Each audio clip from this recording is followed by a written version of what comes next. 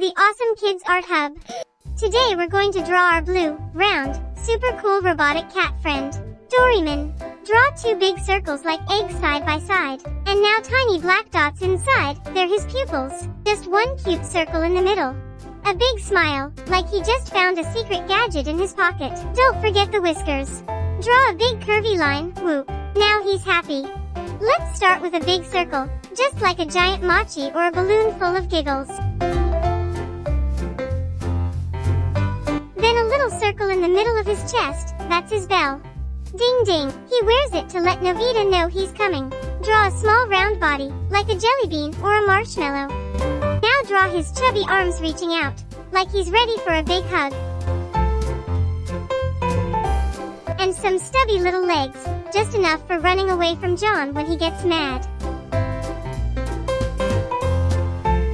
Let's color him in.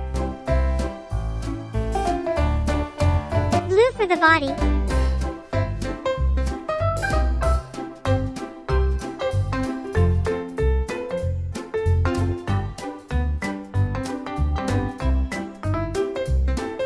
Red for the nose and collar. It's like painting a superhero, cause Doraemon is Nobita's hero, right?